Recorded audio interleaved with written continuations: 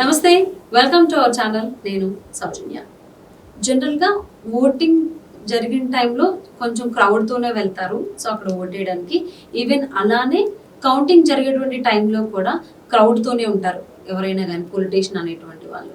But ఈసారి counting డేలో ఏం జరిగిందంటే వైసీపీకి సంబంధించి అక్కడ తాడేపల్లి ప్యాలెస్లో జగన్మోహన్ రెడ్డి అండ్ అలాగే ఈ ఓఎస్డి ఎవరైతే అంటారంటే టెక్నికల్ వైజ్ ఉండేటువంటి పర్సన్, వీళ్ళిద్దరు తప్ప ఇంకెవ్వరూ లేరు అని మనకు వార్తలు వినిపిస్తూ ఉన్నాయి.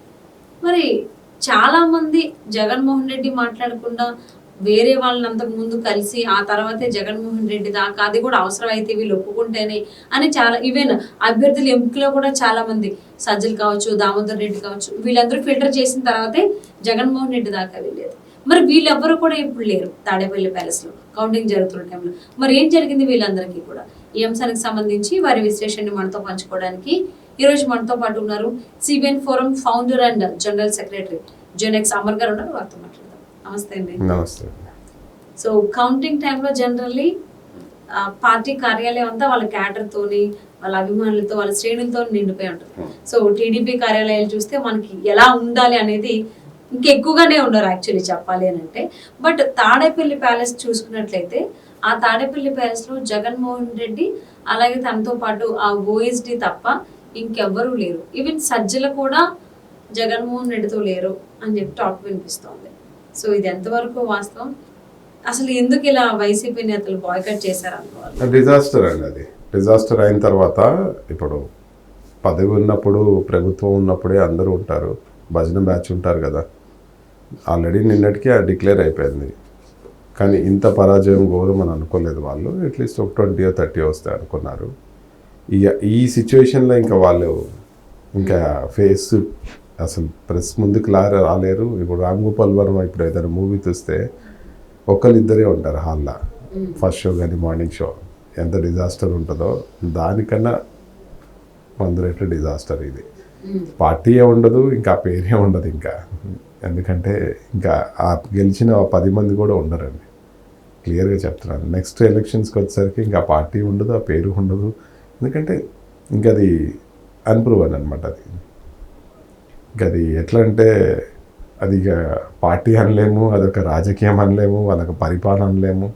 ఎందుకంటే అండి ఇండియాలో ఇంత ఘోరంగా ఇంత అపోజిషన్ కూడా కోల్పోయిన ఒక ఆల్రెడీ 5 ఏళ్ళు పరిపాలించిన పార్టీ ఇంకోటి లేదండి ఇంకా ఇంత ఘోరంగా.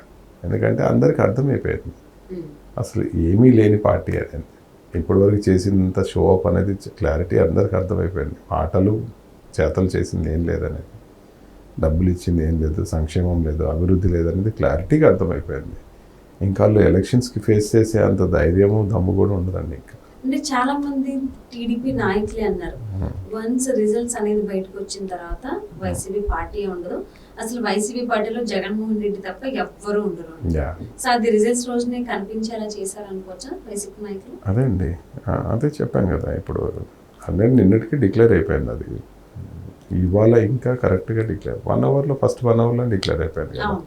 ఆ గ్రాఫ్ అలా సెకండ్ రౌండ్ కి కంప్లీట్ గా పిక్చర్ క్లారిటీ వన్ సైడ్ అయిపోయింది. ఇక్కడ ఎందుకంటే ఇక్కడ 0, 1, 2, 3, 50, 60 దాకా వెళ్ళిపోయింది. వాళ్ళు ఇంకా నెంబర్ కూడా కౌంట్ స్టార్ట్ కాలే అప్పటికి 1.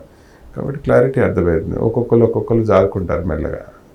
ఎందుకంటే ఇంకా వాళ్ళు బయట తిరగలేరు, బయట ఫేస్ చేయలేరు ఇంకా పబ్లిక్ని. అది వాళ్ళ పరిస్థితి.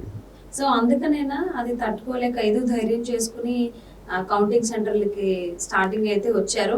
బట్ మధ్యలో సెకండ్ రౌండ్ కి చాలా మంది వైసీపీ అభ్యర్థులే కౌంటింగ్ సెంటర్ నుంచి బయటకు వచ్చేసేయడం జరిగింది. అది 4 రోజుల కిందనే, వారం రోజుల కిందనే కౌంటింగ్ సెంటర్కి ఎవరు అభ్యర్థులు దొరకక లేక ఇబ్బంది పడుతున్న టైంలో వాళ్ళు ఆరామస్తంతో వాళ్ళు ఏం చేశారో ఏంటో ఒక సర్వే, రివర్స్ సర్వే ఇవ్వటం వల్ల అభ్యర్థులు దొరకటం కానీ అభ్యర్థుల కాన్ఫిడెన్స్ కొంచెం క్రియేట్ చేయగలిగినారు.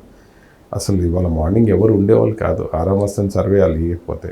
అంటే కౌంటింగ్ సెంటర్ నుంచి మార్గాని భరత్ వెళ్ళిపోయారు, కొడాలి నాని కూడా చాలా సైలెంట్ గా వెళ్ళిపోయారు.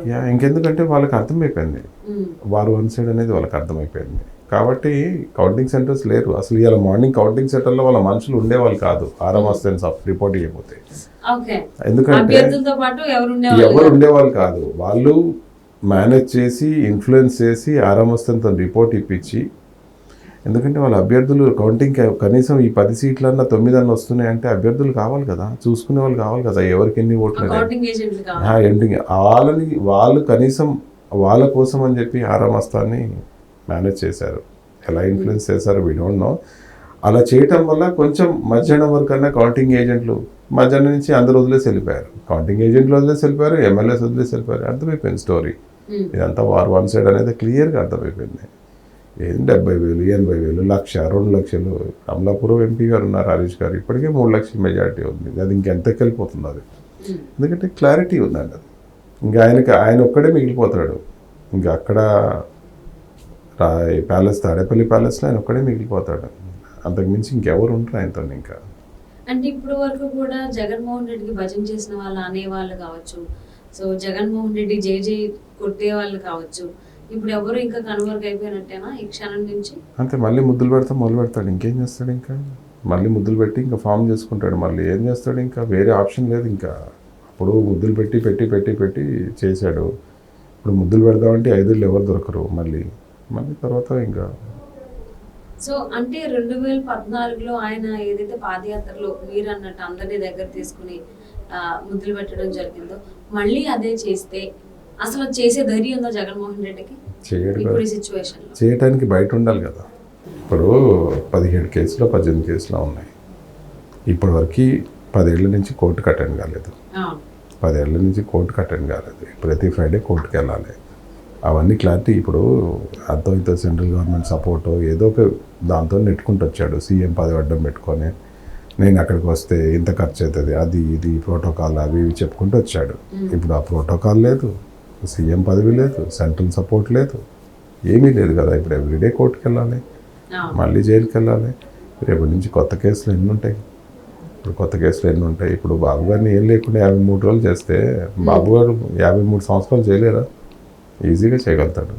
అంటే దానికంటే ముందు ఆయన మీద ఆల్రెడీ కేసులు ఉన్నాయి, 33 కేసులే ఉన్నాయి, చాలా ఉన్నాయి, సిబిఐవి ఈడీవి కలిసి.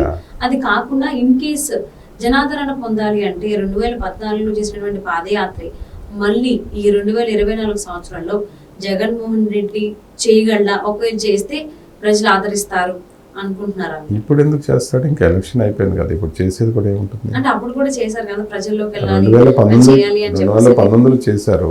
19లో చేసినప్పుడు జనాలు నమ్మారు, ఇచ్చారు.